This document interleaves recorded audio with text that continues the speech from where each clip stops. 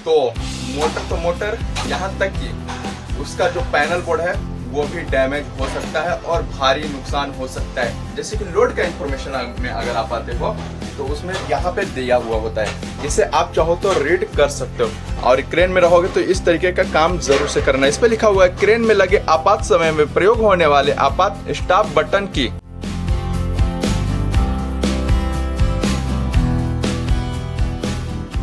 Hi guys, welcome back to my channel another new blogs. तो guys कैसे हो? तो ये वीडियो बहुत ही ज़्यादा इंफॉर्मेशन भरा होने वाला है। ऐसा इसलिए क्योंकि मैं क्रेन के बारे में सारी तमाम जानकारी देने वाला हूँ कि क्रेन में किस पार्ट को क्या कहा जाता है। मुझसे जितना कोशिश होगा, मुझे जितना नॉलेज होंगे, वो सारी तमाम जानकारी देने वाले हैं। तो वीडियो को एंड तक ज़रूर से देखिएगा और फटाफट से वीडियो को लाइक एंड चैनल को सब्सक्राइब जरूर से कर लीजिएगा। लेकिन इन्फॉर्मेशन जानने से पहले आपको यहाँ की वाइब दे देते हैं, फिर आप सभी को पता चलना चाहिए कि आखिर क्या आपको सीखना है। तो यहाँ पे सारी की सारी बिल्डिंगें देखने को मिल रही होंगी और यहाँ पे भाई बिल्डिंग ही बिल्डिंग है, जिसे हम जूम करके भी दिखा सकते हैं आप सभी को। तो हम स्टार्ट करते हैं यहाँ से। ये जो पत्थर दिख रहा है आप सभी को, इस पत्थर का नाम है काउंटरवेट। पीछे में काउंटरवेट है। और ये जो पत्थर दिख रहा है आप सभी को, ये एक पत्थर 2.5 टन से लेके और 3 टन से तक का देखने को मिल रहा है। ठीक है, ये पत्थर एक पीस का मैंने बताया। और ये तो समझ लिए। और ये फिर जो जिब दिख रहा है, ये काउंटरवेट साइड का जिब है। ठीक है, ये तो समझ में आ गया। और ये जो सामने में दिख रहा है, मैं इसे मार्क करता हूँ, इसे हम प्लेटफॉर्म भी कह सकते हैं। और ये जो दिख रहा है टारपोलिंग से ऑरेंज कलर में जो बांधी मारा हुआ है, ये है आपका मोटर, स्विंग का मोटर है। और ये टर्निंग टेबल है। और येलो कलर में जो दिख रही है, इसे हम गियर बॉक्स भी कह सकते हैं। और जिसमें गियर का सिस्टम लगाया जाता है, जिसमें कि कितना राउंड घूम सकता है, कितना नहीं घूम सकता है। और ये हम दिखा देते हैं आप सभी को, इसे मास्ट सेक्शन बोला जाता है, जो कि 2 मीटर 800 के आसपास रहता है और 3 मीटर के आसपास भी होता है।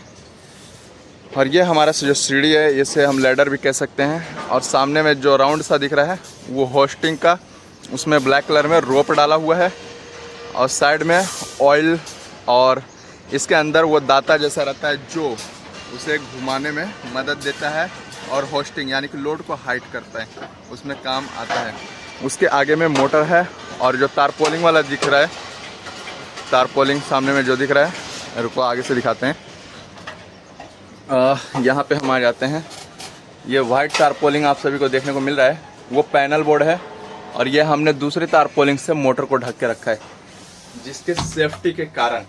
अगर सेफ्टी उसकी अगर नहीं रहेगी तो बारिश गलती से कभी भी हो गई तो मोटर यहाँ तक कि उसका जो पैनल बोर्ड है वो भी डैमेज हो सकता है और भारी नुकसान हो सकता है। कभी भी क्रेन में आओ आप सभी लोग तो उसका खास ख्याल रखना पड़ता है। पहला मोटर, अब चाहे वो ट्रॉली का मोटर ही क्यों ना हो, या फिर होस्टिंग का मोटर क्यों ना हो, या स्विंग का मोटर क्यों ना हो, सबको ढक के रखना पड़ेगा। अब ट्रॉली का मोटर मैं आप सभी को यहीं से दिखा देता हूँ।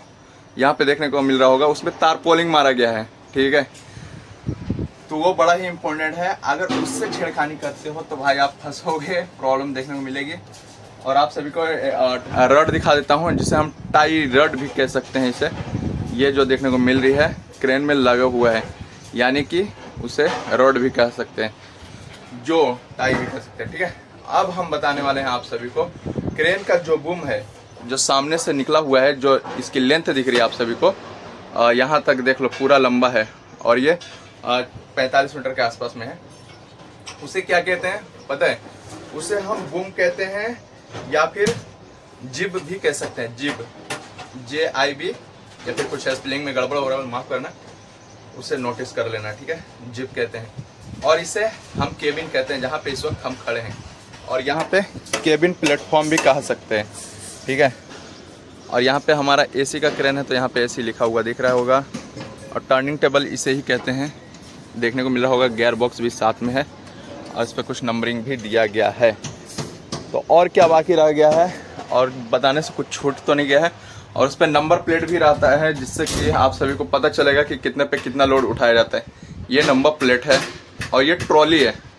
जो आपके पास मोटर के पास सामने दिख रहा है, इसे हम ट्रॉली भी कह सकते हैं।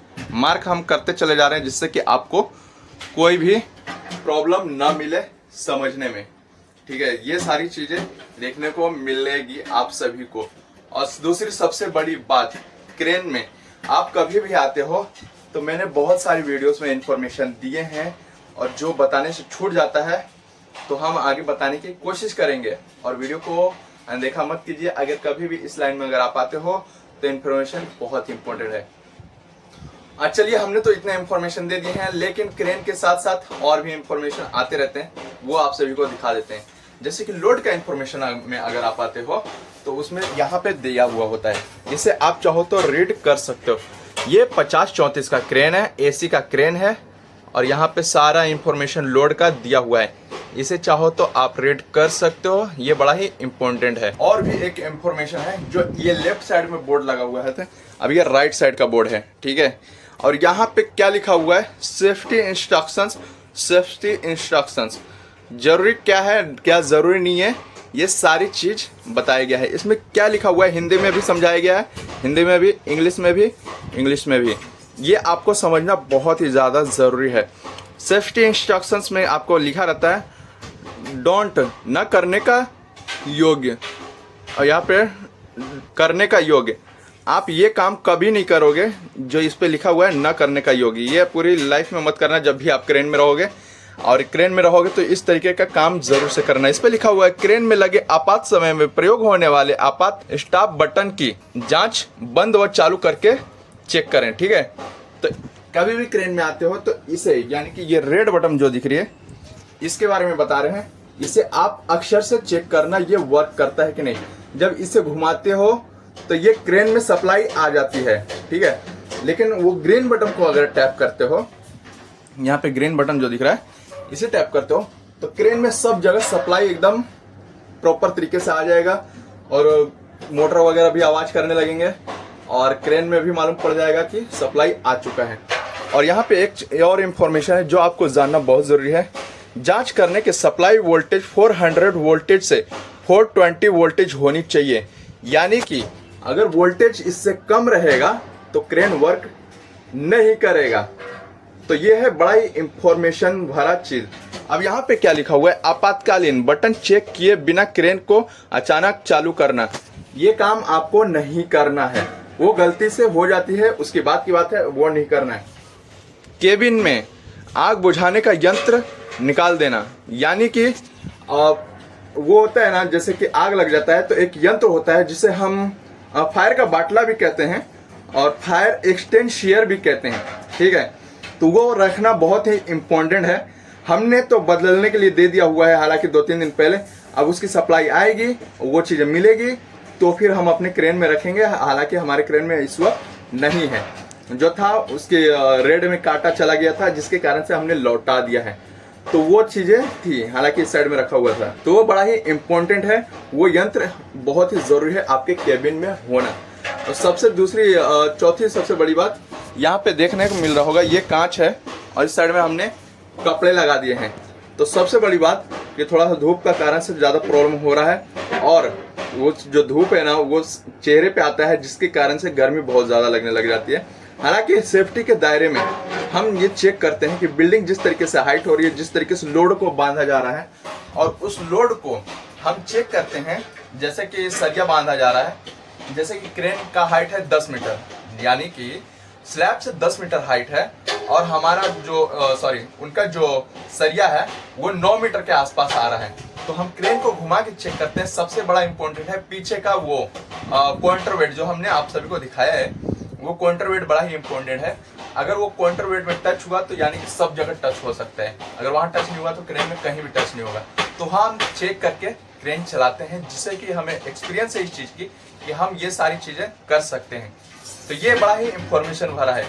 तो हम कल एक वीडियो बनाने वाले हैं जिसमें कि हम आपको क्रेन सिखाएंगे, और क्रेन सिखाएंगे तो वो आपको ध्यान से सारी वीडियोस को देखना होगा, जिससे कि आप क्रेन सीख सकते हो कि किस तरीके से क्रेन सीखा जाता है। सीखोगे नहीं और आगे चल के अगर आप आते हो तो कहीं ना कहीं तो सीखोगे ही, लेकिन फंक्शन क्या होता है वो तो जानना बहुत जरूरी है आपके लिए।